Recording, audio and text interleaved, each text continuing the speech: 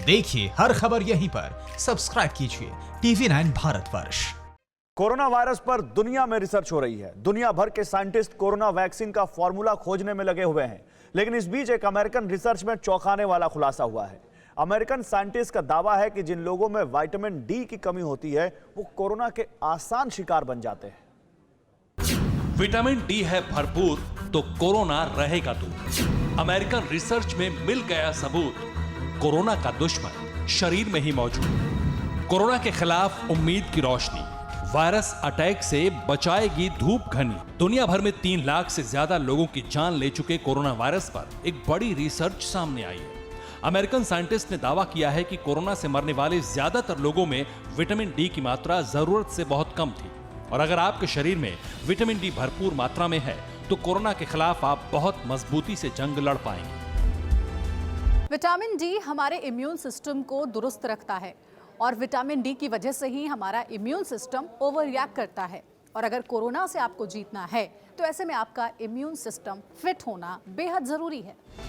North western university ने अपनी इस रिसर्च में चीन, फ्रांस, जर्मनी, इटली, ईरान, दक्षिण कोरिया, स्पेन, स्विट्जरलैंड, ब्रिटेन और अमेरिका के अस्पतालों के आंकड़े जुटाए थे। इन देशों के 1000 से भी ज्यादा सैंपल्स लिए गए, मेडिकल रिपोर्ट्स जांची गईं और फिर एक चौंकाने वाला सच सामने आ गया।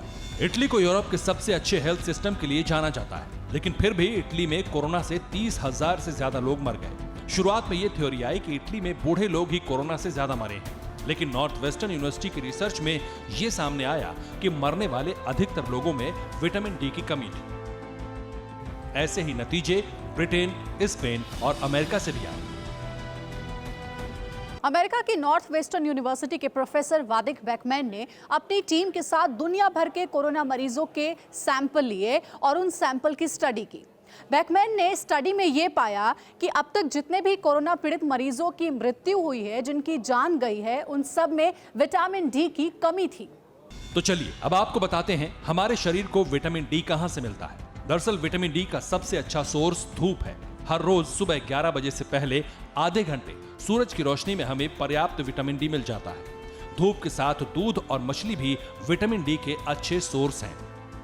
विटामिन डी की कमी से शरीर में साइटोकाइन प्रोटीन बहुत तेजी से बहने लगता है, जिससे फेफड़ों को नुकसान पहुंचता है और फेफड़े और कोरोना फेफड़ों पर ही वार करता है और फिर कमजोर इंसान की जान ले लेता है।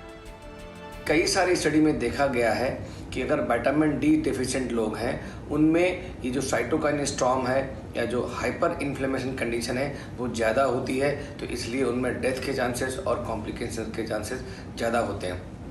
ऐसा स्पेन और इटली में देखा गया है। वहाँ पर जितनी भी वृद्ध पॉपुलेशन थी उन सब में विटामिन डिफिशिएंसी थी, जिस वजह से वहाँ पे कॉम्प्लिकेशंस ज़्यादा हुए।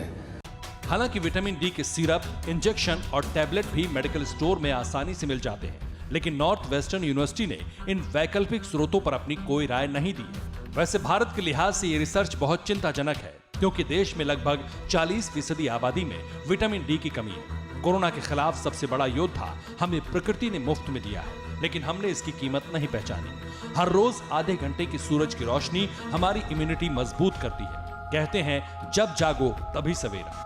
कोरोना के खिलाफ हिंदुस्तान को जंग जीतनी है तो आधे घंटे की डी डोज जरूरी है। Bureau report TV9 Bharatvarsh.